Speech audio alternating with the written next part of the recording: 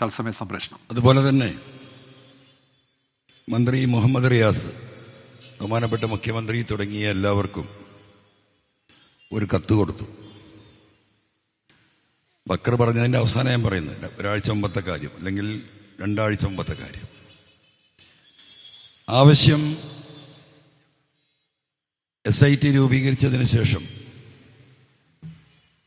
Malappuram crime branch SP ആയിരുന്ന വിക്രമിനായിരുന്നു കോഴിക്കോടിൻ്റെയും കൂടി charge. അദ്ദേഹമാണ് 3 ദിവസം കേസ് SITയുടെ കീഴിൽ അന്വേഷിക്കുന്നത്. ആ കേസന്വേഷണത്തിൽ ഇവരെല്ലാവരും, മാമയുടെ ഭാര്യയും മക്കളും,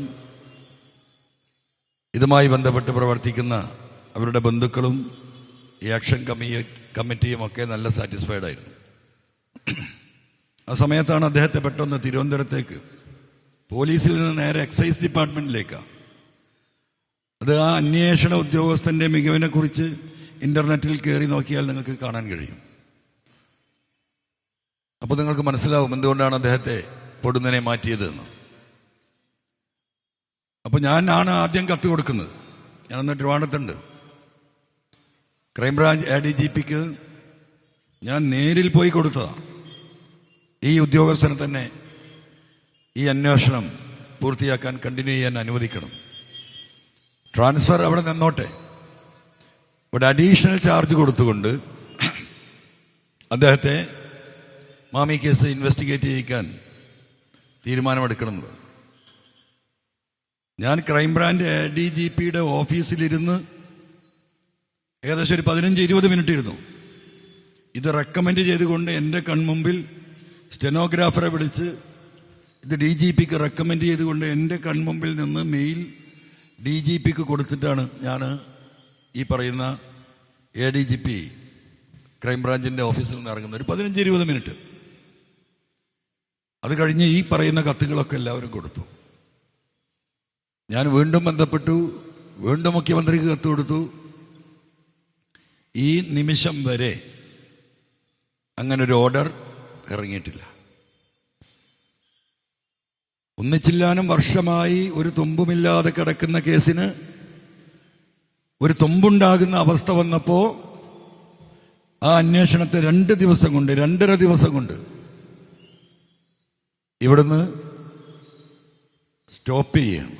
ഇപ്പം ആരോ അന്വേഷിക്കുന്നുണ്ട്. ഞാൻ ഇവരോട് പറഞ്ഞു, നിങ്ങളതിന് സഹകരിക്കാൻ നിൽക്കണ്ട. ഒരു അന്വേഷണം കൊണ്ടൊരു കാര്യമില്ല. നിങ്ങളടുത്തുള്ള തെളിവുകൾ കൊടുക്കരുത് ഞാൻ പറഞ്ഞിട്ടുണ്ട്. അവർ കൊടുക്കുകയാണെങ്കിൽ കൊടുക്കട്ടെ, അല്ല എന്ത് ചെയ്യാൻ പറ്റും? ഒരു കാര്യമില്ല. ഈ അന്വേഷണ ടീം അന്വേഷിച്ചിട്ട് ഒരു ചുക്കും സംഭവിക്കാൻ പോകുന്നില്ല. എനിക്കറിയാത്. പണത്തിന്റെ മുകളിൽ പരുന്തും പറക്കൂല എന്ന് നമ്മൾ കേട്ടിട്ടുണ്ടല്ലോ. ഇവിടെ എന്താ സ്ഥിതി അറിയാം നിങ്ങൾ? ADGPയുടെ മുകളിൽ ഒരു പരുന്തും പറക്കൂല, അജിത് കുമാറിന്റെ മുകളിൽ. ഇതാണ് ലോകം. ഒരു മുഖ്യമന്ത്രി ഒരു ക്രിമിനലിനെ എങ്ങനെ കെട്ടിപ്പിടിച്ചിരിക്കുകയാണ്. കൈ പിടിച്ചു വലിച്ചാലും കാൽ പിടിച്ചു വലിച്ചാലും ആ കെട്ടുവിടാൻ തയ്യാറില്ല. എന്താ കാരണം? എനിക്കറിയില്ല. ജനങ്ങൾ പരിശോധിക്കട്ടെ. എന്താ ഈ നാട്ടിൽ നടക്കുന്നത്?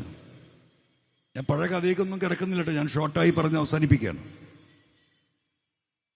എന്താ ഈ നാട്ടിൽ നടക്കുന്നത്? ഇപ്പോ ബക്കർ ഇവിടെ വിശദീകരിച്ചല്ലോ, നിങ്ങളൊക്കെ കേട്ടല്ലോ.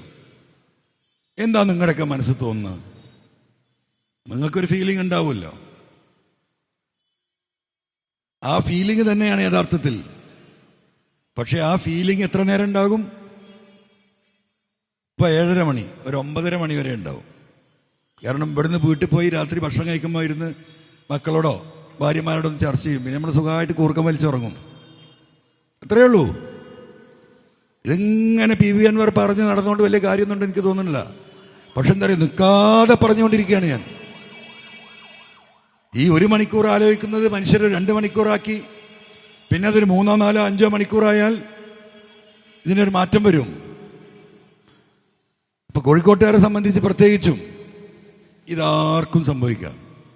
ഇവിടെ അത്യാവശ്യം റിയൽ എസ്റ്റേറ്റും ഏർപ്പാടൊക്കെ നടത്തി ബിസിനസ് ചെയ്യുന്ന ഒരുപാട് ആളുകൾ ഇവിടെ ഉണ്ടല്ലോ. ഇവരൊക്കെ നിങ്ങൾ ആലോചിച്ചോ?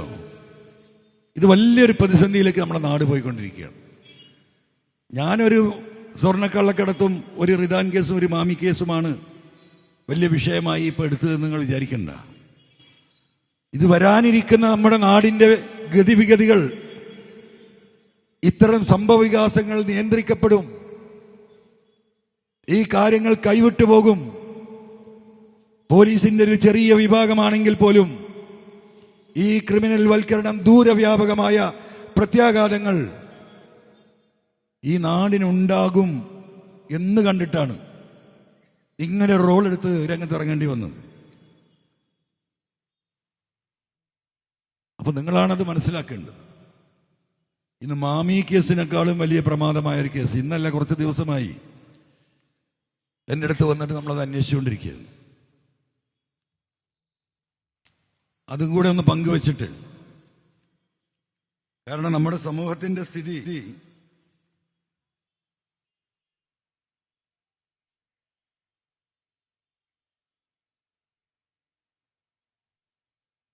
കണ്ണും ചെവിയൊക്കെ പോയിട്ടുണ്ട്, അതാ പ്രശ്നം.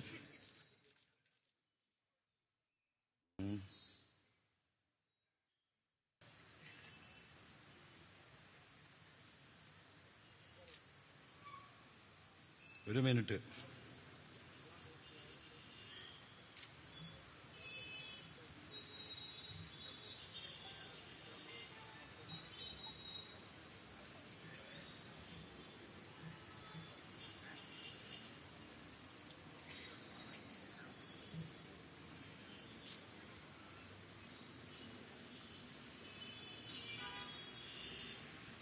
ഇത്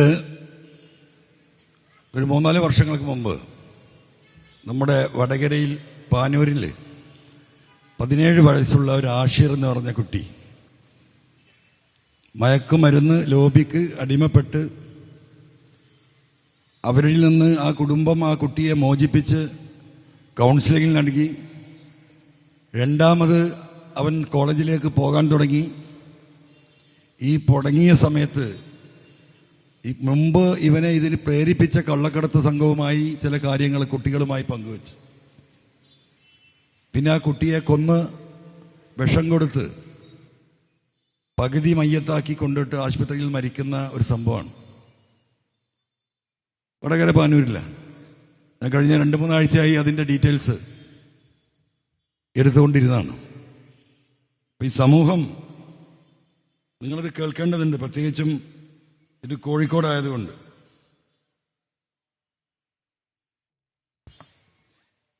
പാനൂർ പെരിങ്ങത്തൂർ അണിയാരത്തെ പയ്യമ്പലം വീട്ടിൽ അബ്ദുള്ള അഫ്സത്ത് ദമ്പതികളുടെ മകൻ മുഹമ്മദ് ആഷിർ 17 മരണപ്പെട്ടിട്ടുണ്ട്. 2 വർഷമാകുന്നു. 2017 ഡിസംബർ 22 വെള്ളിയാഴ്ച ഉച്ചയ്ക്ക് 1 മണിയോടെയാണ് തങ്ങൾ പീടികയിലെ ചായ കുടിക്കുന്ന കുട്ടികളോടൊപ്പം 2 പേരോടൊപ്പം ഇരിക്കവേ ആഷിർ കുഴഞ്ഞു വീണ് നിലയിൽ കണ്ടെത്തിയത്. വിവരമറിഞ്ഞ സ്കൂൾ അധ്യാപകന്റെ നേതൃത്വത്തിൽ തലശ്ശേരി ആശുപത്രിയിൽ എത്തിച്ചെങ്കിലും മരണപ്പെടുകയാണ് ഉണ്ടായത്. മരണത്തിൽ ദുരൂഹത ആരോപിച്ച് വീട്ടുകാർ പാനൂർ CIക്ക് അന്ന് പരാതി നൽകിയെങ്കിലും ഒരാളെപ്പോലും ചോദ്യം ചെയ്യാൻ തയ്യാറായില്ല എന്ന് രക്ഷിതാക്കൾ പറയുന്നു. മയക്കുമരുന്ന് ലോബിയുടെ ശക്തമായ ഇടപെടൽ മൂലമാണ് അന്വേഷണം മുടങ്ങിയതെന്ന് വീട്ടുകാർ ആരോപിക്കുന്നു. ഇനി നിങ്ങളതിൽ അറിയേണ്ടത്, ആഷിറിന്റെ പിതാവ് എന്നോട് പറഞ്ഞ കാര്യങ്ങൾ ഇതേപോലെ അദ്ദേഹം അന്ന് സ്റ്റേറ്റ്മെന്റ് കൊടുത്താണ്.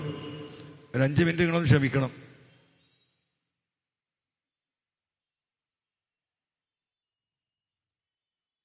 മരിക്കുന്നതിന് ഏതാനും മാസം മുമ്പ് ആഷിറിനെ തലശ്ശേരിയിലെ ഒരു മനോരോഗ കൗൺസിലറെ കാണിച്ചിരുന്നു.